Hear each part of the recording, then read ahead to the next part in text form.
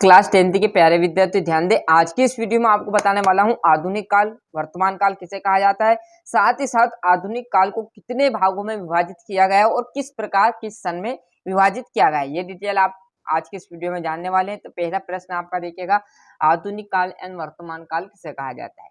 तो आधुनिक हिंदी कविता का प्रारंभ संवाद 1900 से माना जाता है। मतलब जो आधुनिक काल है ना, इसका जन्म समझ लो आप, इसका जन्म कब से माना गया, 1900 से माना गया संवाद में, है ना। इस काल में धर्म, दर्शन, कला, साहित्य आदि के प्रति नए दृष्टिकोण का आविर्भाव हुआ है। क्लियर है, ये थी हमारे आधुनिक काल की परिभाषा। क्लियर है, साथ में हम जानेंगे आधुनिक काल को कितने भागों में विभाजित किया गया और कौन कौन से समय अंतराल में किया गया है। क्लियर है, तो मैंने एक साइड लिख लिया है युग, मतलब कौन कौन से युग आएंगे, और एक समय लिख लिया समय अवधि। तो सबसे पहले आपका आधुनिक काल में आएगा भारतेंदु युग, जो सन 1850 से 1900 तक है।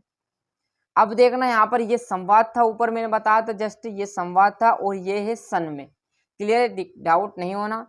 तो पहला देखिए भारतेंदु युग सन 1850 से 1900 तक चला। दूसरा आएगा द्विवेदी युग, जो कि सन 1900 से 1920 तक चलेगा। उसके बाद आ जाएगा आपका छायावादी युग, जो कि 1920 से 1936 तक चलेगा।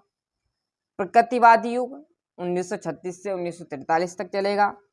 प्रयोगवादी में 1943 से 1950 तक चलेगा।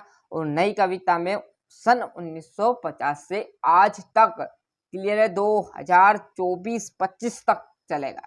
क्लियर है, तो ये थे हमारे आधुनिक काल, और ये जो बताए आधुनिक काल को कितने भागों में विभाजित किया गया। क्लियर, तो अच्छे से यहाँ पर आधुनिक काल की डेफिनेशन का अच्छे से स्क्रीनशॉट ले लीजिए। आधुनिक हिंदी कविता का प्रारंभ संवाद 1900 से माना गया है। इस काल में कला, धर्म, दर्शन, कला, साहित्य आदि के नए दृष्टिकोण बताए हैं।